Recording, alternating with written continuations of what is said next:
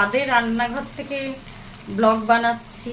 দেখো আমি হোয়াইট অয়েলের মধ্যে সর্ষে আর শুকনো লঙ্কা ফোড়ন দিয়েছি।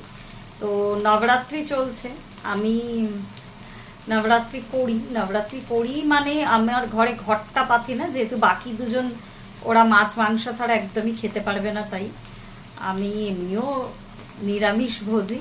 তো নবরাত্রিতে আমি রাইসটা অ্যাভয়েড করি আর কি। তো এটাই আর কি, মানে যতখানি করা যায়, কিন্তু ঘরটা পাতি না, যেহেতু ওরা একদমই মাছ মাংস ছাড়া খাবে না, তাই জন্য। তো যাই হোক, সাবুটা ভিজিয়ে রেখেছিলাম দু একদিন ধরে। সারাদিনই ওই একটু বেশি জুস খাই বা দই খাই, এইভাবেই মানে আমি একটু লিকুইড খেয়ে বেঁচে থাকতে ভালোবাসি। তো যাই হোক, তো আজকে মনে হলো একটু অন্য কিছু হাটকে করি। তো আমি নিজেও জানি না আমি এখন কি করতে যাচ্ছি। আমি ওই সর্ষে ফোড়ন দিয়েছি সাদা তেলে, আর বিকালবেলা আজকে খেয়েছিলাম একটু আলু আর ছোলা, এই দুটো আমি সেদ্ধ করে একটু গোলমরিচ আর আমার একটা পাঁচমিশালি মশলা আমার ঘরে বানানো থাকে, হ্যাঁ। তো সেই মশলাটা আমি দিয়ে ভালোই লাগছিল, মানে আলু কাবলির মতো। তো অল্প একটু খেয়ে ওটা খেয়ে হয়ে গেছিলো। তো ওটা থেকে এক্সট্রা ওই আলু আর ছোলা বেঁচে আছে। তো আমি কি করব, এর মধ্যে আমি একটু নুন দেব, আর আমার সেই পাঁচমিশালি মশলাটা দেব। এক হাতে করছি, ধরার মতন কেউ নেই, তাই। আর নুন, পাঁচমিশালি মশলা, আর অল্প একটু চিনি দেব। হলুদ দিতে খুব একটা ইচ্ছা করছে না, দেখা যাক আলটিমেট গিয়ে আর কি। এখন একটু নাড়িয়ে দিই।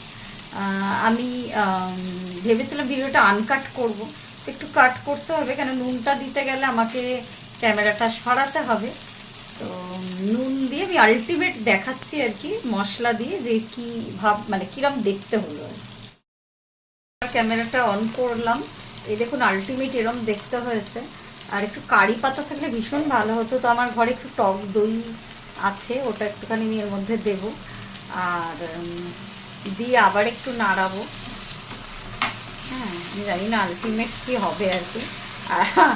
আমি না একটু পাগল গোছের মানুষ, আমি মাঝে মাঝে মানে সব কিছুতেই চানাচুর দিই। যেমন আমি এটার ওপর দিয়ে ভাবছি একটু চানাচুর ছড়িয়ে এটাকে খাবো। না, আমার মতো মানে আমার সত্যি সত্যি মানে অদ্ভুত অদ্ভুত ইউনিক ভাবনা চিন্তা। দেখা যাক, আমি ফিডব্যাক দেবো। এই অখাদ্য খাবারটা ওরা কেউ খাবে না, ওদের চিকেন ভাত আছে। তো আমি একটু চানাচুর ছড়িয়ে আবার ফিরে আসছি এইখানে, আবার আমি কাট করছি ভিডিওটা। আমার রেসিপি রেডি। তো সাবুদানা দিয়ে যেটা করেছে, এই যে বললাম, ওপরে আমি একটু চানাচুর ছড়াবো। তো আমার পাগলামির অন্ত নেই আর কি, ওপরে একটু চানাচুর ছড়িয়ে। আর আমি ভাবছিলাম রেসিপিটার নাম কি দেব। রেসিপিটার নাম দিলাম সাবুর সোহাগ। আমার নিজেরই হাসি পাচ্ছে রেসিপিটা করে। সাবুটা পড়েছিল, দইটা কদিন ধরে সলিড খেতে সেভাবে ইচ্ছা করছে না, নবরাত্রি করছি যার এ থেকে আর কি। তা বিকেলে যদি আমি বললামই আলু আর ছোলা, যেটা আমি মেশালাম বাকিটা, ওটা খেয়েছি গোলমরিচ দিয়ে আর মশলাটা দিয়ে। ডালিয়া বা অন্য সাবুর খিচুড়ি কিছুই করতে ইচ্ছা করছে না, লিকুইড খেয়ে থাকতে ইচ্ছা করছিল বেশি। তো হঠাৎ করে রাত্রিবেলা কি মনে হলো, তো এই সাবুর সোহাগ রেসিপি বানিয়ে ফেললাম। যাদের যাদের মনে হবে, যারা যারা আমার মতো পাগল হবে, একবার বানিয়ে দেখতে পারো। খেতে কিন্তু টেস্টি হয়েছে। আমি যদিও মুখে দিইনি, মুখে দেওয়াটা তো আর দেখাতে পারবো না।